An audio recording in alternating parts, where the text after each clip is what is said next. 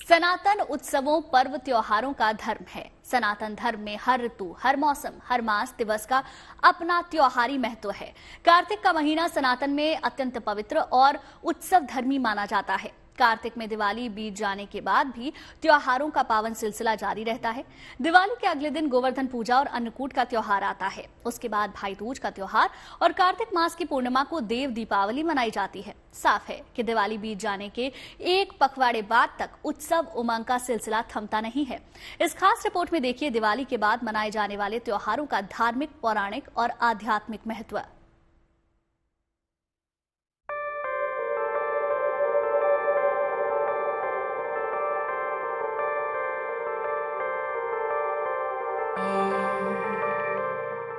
हिंदुस्तान प्राचीन काल से ही उत्सवों का, पर्व त्योहारों का देश रहा है। इस देश के हर पर्व त्योहारों की परंपरा के पीछे धार्मिक और आध्यात्मिक पृष्ठभूमि रहती है। कार्तिक के महीने में हिंदुस्तान की धार्मिक और आध्यात्मिक संस्कृति त्योहारों के रूप में अपनी पूर्णता में प्रकट होती है। कार्तिक मास के कृष्ण पक्ष की त्रयोदशी से शुरू हुआ त्योहारों का पावन सिलसिला कार्तिक पूर्णिमा तक अनवरत चलता है।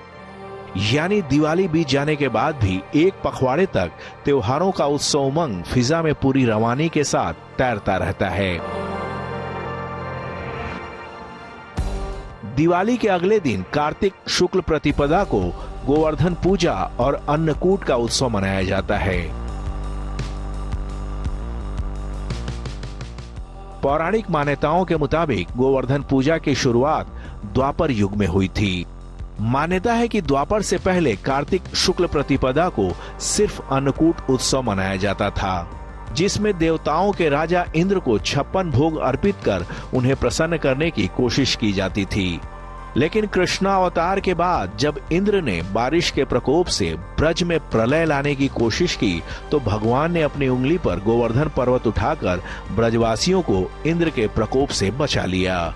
उसके बाद भगवान कृष्ण ने सभी ब्रजवासियों को गोवर्धन की पूजा करने और इंद्र की जगह गोवर्धन को ही 56 भोग अर्पित करने का आदेश दिया। तब से गोवर्धन पूजा और अन्नकूट की परंपरा चली आ रही है।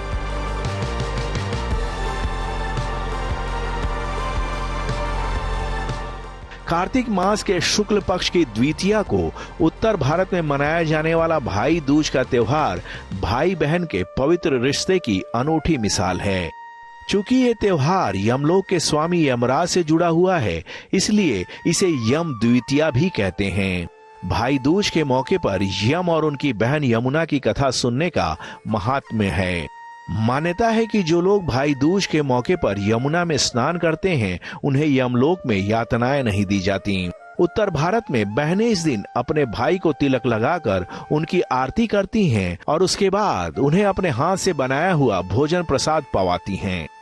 दिलचस्प यह है कि इसी दिन यमराज के मुंशी माने जाने वाले चित्रगुप्त भगवान की भी पूजा का प्रचलन है। कार्तिक मास की पूर्णिमा को समूचे देश, खासतौर पर उत्तर भारत में देव दीपावली मनाने की परंपरा है। मान्यता है कि देव दीपावली के दिन सारे देवतागण आकाश से धरती पर आकर गंगा नदी के तट पर दिया जलाकर कलिमल हरनी इस नदी के प्रति अपनी श्रद्धा व्यक्त करते हैं। यही वजह है कि देव दीपावली के दिन गंगा स्नान और दीपदान का विशेष महत्व है। सनातनियों में इस बात का अखंड भरोसा है कि देव दीपावली के दिन दीपदान और गंगा स्नान से महादेव प्रसन्न होते हैं और अपने भक्त को अकाल मृत्यु के भय से मुक्ति दे उसे लंबी आयु का वरदान देते हैं। Bureau report, good news today. Diwali के अगले दिन गोवर्धन पूजा मनाई जाती है, लेकिन इस बार ये पूजा दिवाली के अगले दिन नहीं बल्कि 2 नवंबर को मनाई जाएगी। इस दिन भगवान कृष्ण के साथ गोवर्धन पर्वत की पूजा की जाती है, क्योंकि कहा जाता है कि इंद्र के क्रोध से भगवान कृष्ण ने ब्रजवासियों की रक्षा की थी। यही नहीं, ये पूजा प्रकृति के संरक्षण का भी संदेश देती है।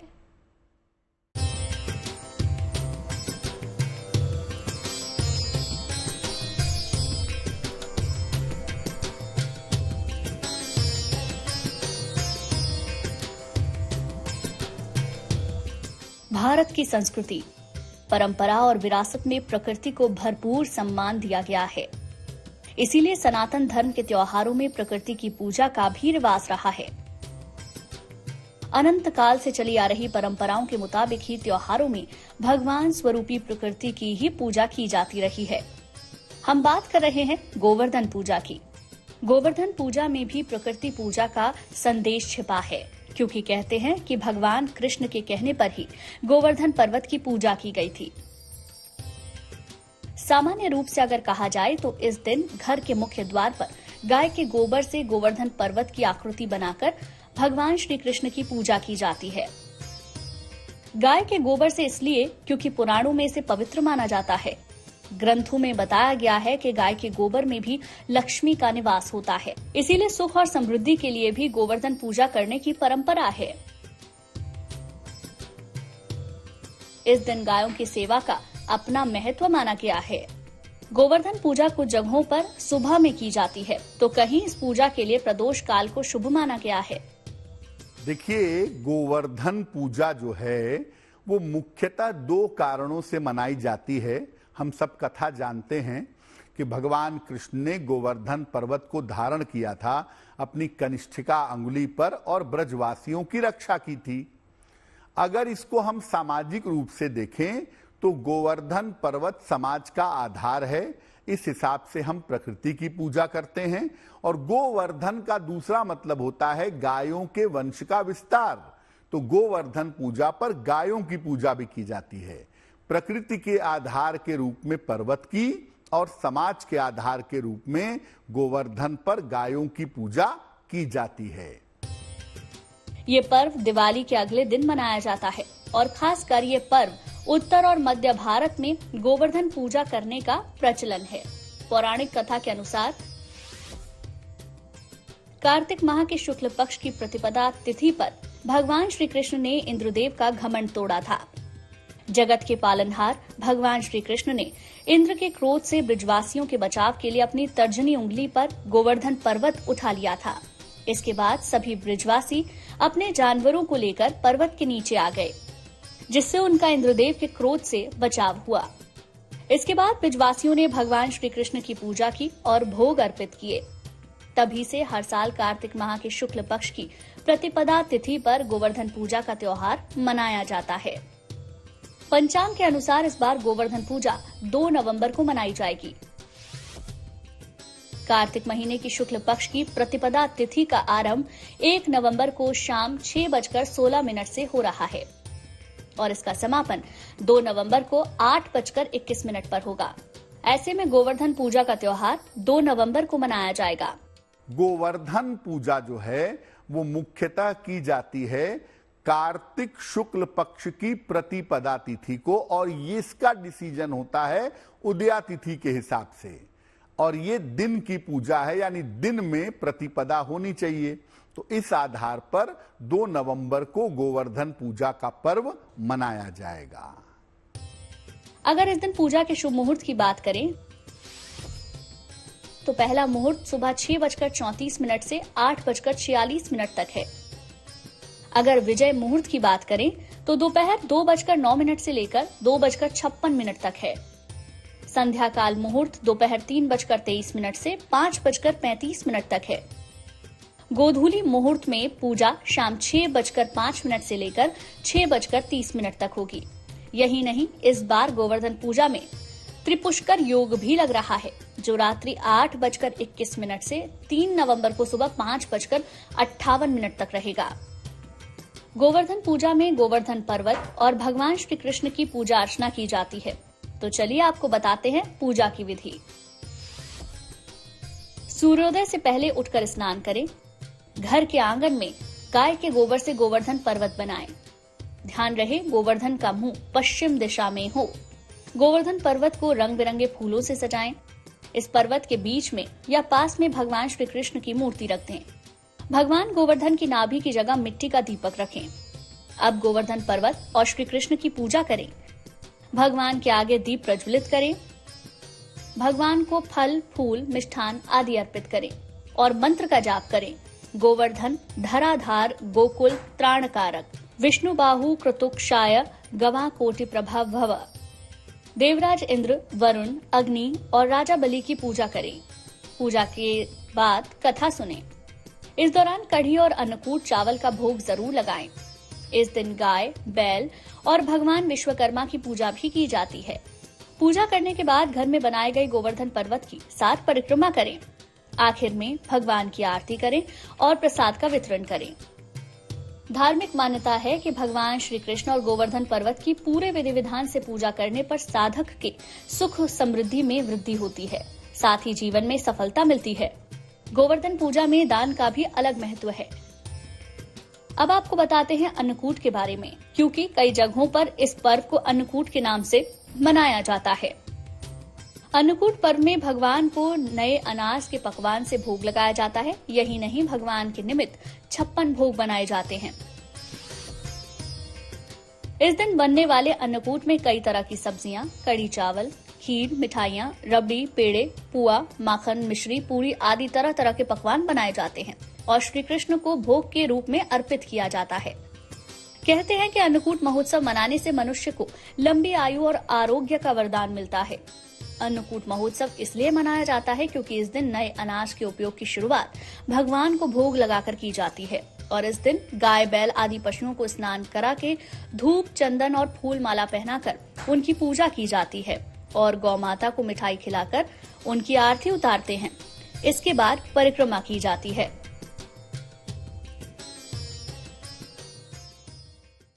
छठ पूजा से पहले यमुना घाटों की सफाई एक बड़ा काम है, क्योंकि छठ पर लोग यमुना में अर्घ्य देने के लिए पहुंचेंगे। लेकिन उससे पहले भाई दूज का पर्व है। ये पर्व बहन और भाई के प्रति विश्वास और प्रेम का होता है। अलग अलग इलाकों में ये पर्व अलग अलग तरीके से मनाया जाता है। कई जगह इस दिन बहनें भाइयों की लंबी उम्र के लिए व्रत रखती हैं और विधि विधान के साथ पूजा करती हैं। इस त्योहार के साथ ही पंच महोत्सव दिवाली उत्सव का समापन भी होता है।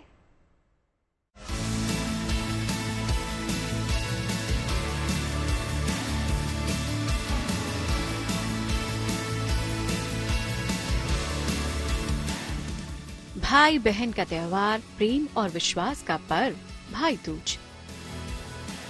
भाई दूज का त्योहार बहनें खासकर अपने भाइयों की लंबी उम्र और सुख समृद्धि की कामना करती हैं और उनसे सुरक्षा का संकल्प लेती हैं।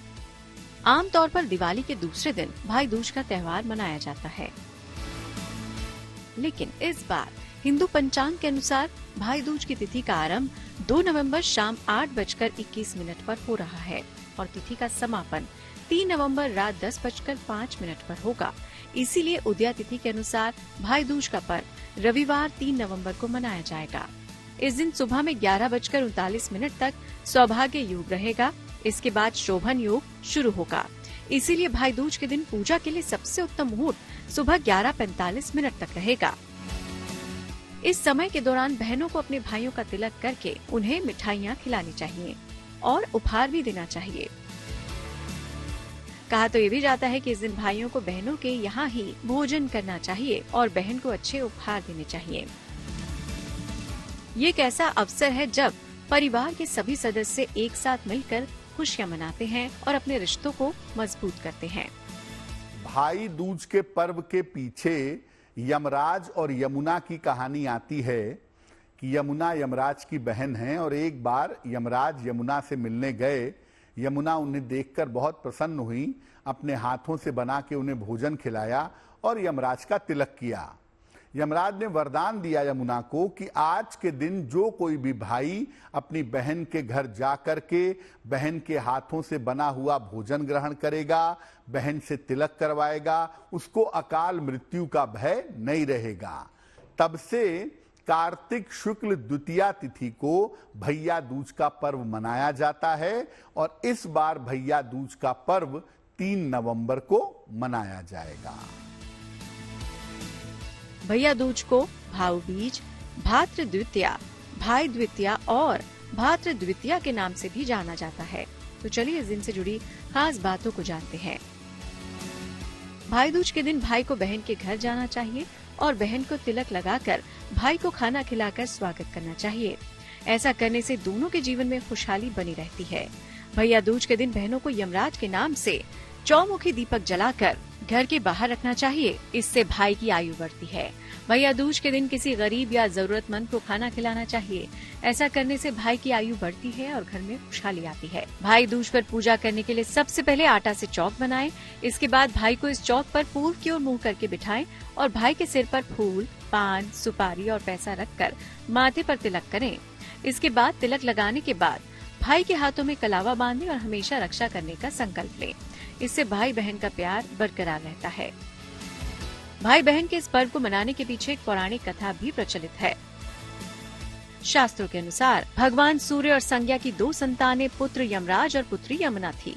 एक समय ऐसा आया जब संज्ञा सूर्य का तेज सहन कर पाने में असमर्थ होने लगी और उत्तरी ध्रुव में छाया बनकर रहने लगी। उत्तरी ध्रुव में बसने के बाद संज्ञा का यम और यमुना के साथ व्यवहार में अंतर आ गया। इससे दुखी होकर यम ने अपनी नगरी यमपुरी बसाई। वहीं यमुना अपने भाई यम को यमपुरी में पापियों को दंड देते देख दुखी होती, इसीलिए वो गोलोक में निवास करने लगी। लेकिन यम और यमुना दोनों भाई बहन में बहुत प्रेम था। इसी तरह समय व्यतीत होता रहा। फिर अचानक एक दिन यम को अपनी बहन यमुना की याद आई। यमराज अपनी बहन यमुना से बहुत प्रेम करते थे, लेकिन काम की व्यस्तता के चलते अपनी बहन से मिलने नहीं जा पाते थे। फिर कार्तिक शुक्ल पक्ष द्वितीया के दिन यमुना ने भाई यमराज को भोजन के लिए निमंत्रण देकर उन्हें अपने घर आने के लिए वचनबद्ध कर लिया। ऐसे में यमराज ने सोचा कि मैं तो प्राणों को हरने वाला हूँ, मुझे कोई भी अपने घर नहीं बुलाना चाहता। बहन जिस सद्भावना से मुझे बुला रही है उसका पालन करना मेरा धर्म है। बहन के घर आते समय यमराज ने नरक निवास करने वाले जीवों को मुक्त कर दिया। यमराज को अपने घर आया देखकर यमुना की खुशी का ठिकाना नहीं रहा। यमुना ने स्नान के बाद पूजन करके स्वादिष्ट व्यंजन परोसकर यमराज को भोजन कराया। यमुना के इस आतिथ्य से यमराज ने प्रसन्न होकर बहन को वर मांगने का आदेश दिया। फिर यमुना ने कहा कि हे भद्र, आप प्रतिवर्ष इसी दिन मेरे घर आया करो और मेरी तरह जो बहन इस दिन अपने भाई को आदर सत्कार करके टीका करे उसे तुम्हारा भय ना रहे। यमराज ने तथास्तु कहकर यमुना को भेंट देकर यमलोक की ओर प्रस्थान किया। तभी से इस दिन से पर्व मनाने की परंपरा चली आ रही है।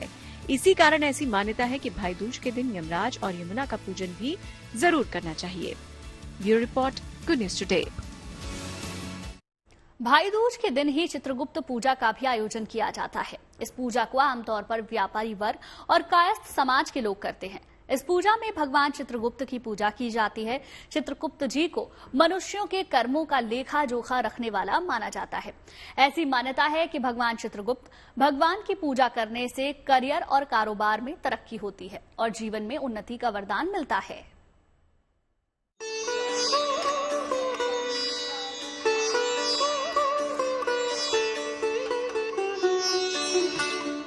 भगवान चित्रगुप्त यमराज के सहयोगी कहलाते हैं और ये भी कहा जाता है कि सभी मनुष्यों के कर्मों का लेखा जोखा चित्रगुप्त जी ही रखते हैं। ऐसी मान्यता है कि चित्रगुप्त भगवान की पूजा करने से करियर और कारोबार में तरक्की होती है। मान्यता है कि चित्रगुप्त पूजा के दिन भगवान चित्रगुप्त की पूजा से जीवन में उन्नति, मधुर वाणी और बुद्धि में विकास का वरदान प्राप्त होता है। चित्रगुप्त पूजा हर साल कार्तिक मास के शुक्ल पक्ष की द्वितीया तिथि के दिन यानी दिवाली के दूसरे दिन यम द्वितीया और भाई दूज के दिन भगवान चित्रगुप्त की पूजा की जाती है। मान्यता है कि इस तिथि को भगवान चित्रगुप्त की उत्पत्ति हुई थी। पंचांग के अनुसार इस साल चित्रगुप्त पूजा 3 नवंबर 2024 को मनाई जाएगी। कार्तिक मास के शुक्ल पक्ष की द्वितीया तिथि की शुरुआत 2 नवंबर 2024 की रात में 8:21 पर हो रही है और इस तिथि की समाप्ति 3 नवंबर की रात 10:05 पर होगी। ज्योतिषियों के अनुसार इस दौरान भगवान चित्रगुप्त की पूजा का शुभ मुहूर्त 3 नवंबर 2024 को सुबह 7:57 से दोपहर 12:04 तक बन रहा है।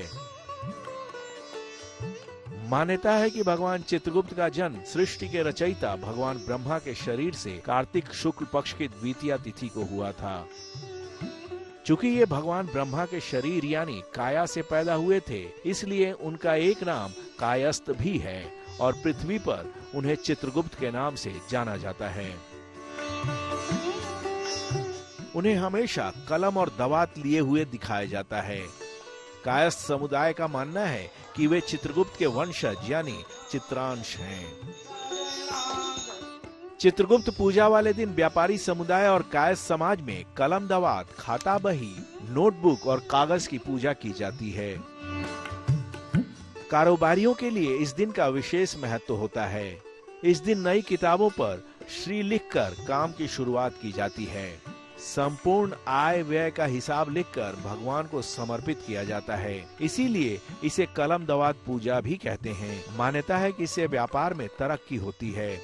कलम दवात पूजा के दिन भगवान चित्रगुप्त का स्मरण करने से कार्य में उन्नति, आकर्षक वाणी और बुद्धि में वृद्धि का वरदान प्राप्त होता है। Bureau report, good news today.